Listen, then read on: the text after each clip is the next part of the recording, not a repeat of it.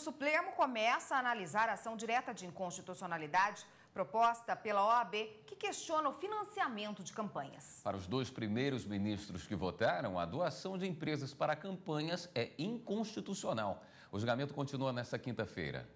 Após a apresentação dos fatos pelo relator da ação, ministro Luiz Fux, o presidente da Ordem dos Advogados do Brasil apresentou 5 pontos que, segundo ele, fundamentam a inconstitucionalidade de artigos da Lei Eleitoral 9.504 de 1997 e da Lei dos Partidos Políticos 9.096 de 1995, que estão em julgamento nessa ação direta de inconstitucionalidade. Segundo a OAB, a participação de pessoas jurídicas no financiamento de campanha contribui para a falta de transparência no processo eleitoral, além de influenciar nas ações dos candidatos eleitos com apoio financeiro de empresas privadas. A Constituição Federal, em seu artigo 14, parágrafo 9º, aduz que a legislação deve proteger a legitimidade das eleições, contendo o abuso do poder econômico.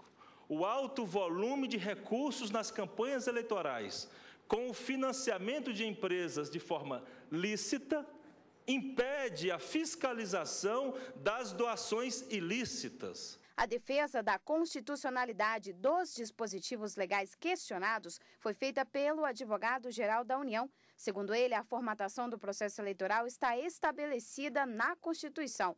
Afirmou também que a pretensão de igualdade absoluta pretendida com a ação não será possível com o impedimento das participações de empresas privadas nas campanhas e ainda que o processo político deve ficar a cargo do Congresso Nacional. O processo político, ele pressupõe uma dinâmica em que o Congresso Nacional deve exercer, no âmbito de sua competência, a organização efetiva desse processo, regulando não apenas o financiamento, mas também, além do financiamento, a questão da organização das despesas, a organização do processo de despesa e, fundamentalmente, com o modelo de transparência, de forma a identificar as identidades específicas. Após a sustentação oral das partes, os ministros permitiram que os chamados amigos da corte contribuíssem com seus posicionamentos. Todos ressaltaram que é importante impedir a doação de verbas de empresas a partidos políticos em campanhas. Dados revelam que nas eleições de 2012, as doações arrecadadas foram no montante de 4,6 bilhões de reais. Sendo que empresas privadas contribuíram com cerca de 97% desses recursos.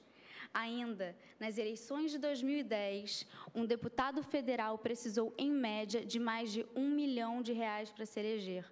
Um senador, por sua vez, precisou de mais de 4,5 milhões de reais.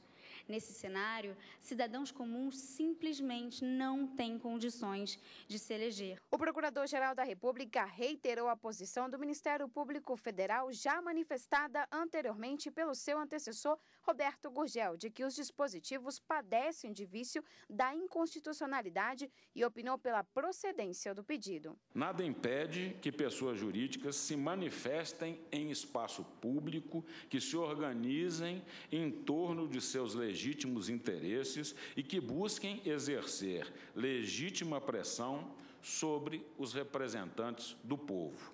Daí não decorre, entretanto, e necessariamente, direito de custear diretamente campanhas políticas. Isso deve reservar-se ao cidadão, núcleo do direito de sufrágio, que é o detentor e exercente do poder político. Na segunda parte da sessão, os ministros continuaram a discutir o financiamento de campanhas. A repórter Carla Luciana acompanhou e, ao vivo, direto do STF, tem as informações. Oi, Carla, boa noite. Me diga o que ficou definido. Olá, William. Boa noite para você. Boa noite a todos. Bom, depois do intervalo, inicialmente, o ministro Luiz Fux, que é o relator, ele relembrou aí as audiências públicas realizadas por ele este ano para levantar informações e também debater este tema que deu base para o voto dele. Em seguida, ao votar, ele considerou que é inconstitucional a doação de verbas por parte de empresas para o financiamento de campanhas políticas. Já em relação às pessoas físicas, básicas, as doações, né, feitas por pessoas físicas, ele disse que deve haver um limite para não comprometer a igualdade. O ministro propôs que essas normas ainda continuem vigentes pelos próximos 2 anos. Mas, caso o Congresso Nacional não legisle sobre essa matéria nos próximos 1 ano e meio, caberá ao TSE regular essa matéria. Em seguida, o presidente do STF, o ministro Joaquim Barbosa, votou e acompanhou o relator, mas divergiu em relação a essa modulação. O julgamento foi suspenso e vai ser retomado nesta quinta-feira com voto do ministro Dias Toffoli. Érica. Obrigada, Carla. E amanhã tem sessão plenária no STF. Confira os processos previstos para julgamento. Matéria orçamentária, financeira e repartição de receita é o tema que abre a pauta desta quinta-feira no plenário do STF. O mandado de segurança 31.671 em processo que envolve repasse de 2/10 para o Poder Judiciário do Rio Grande do Norte. Na sequência, matéria penal, começando com 2 habeas corpus, o HC 109.193 e o HC 112.776, ambos sobre causa de diminuição de pena em razão da quantidade e natureza de droga. E 2 inquéritos, 3.515 em recurso contra a decisão que determinou o desmembramento do inquérito e o 2.667 em julgamento de recebimento de denúncia em caso de crime de peculato e lavagem de dinheiro. Mais informações sobre a pauta de julgamentos no site do Supremo Tribunal Federal, www.stf.jus.br.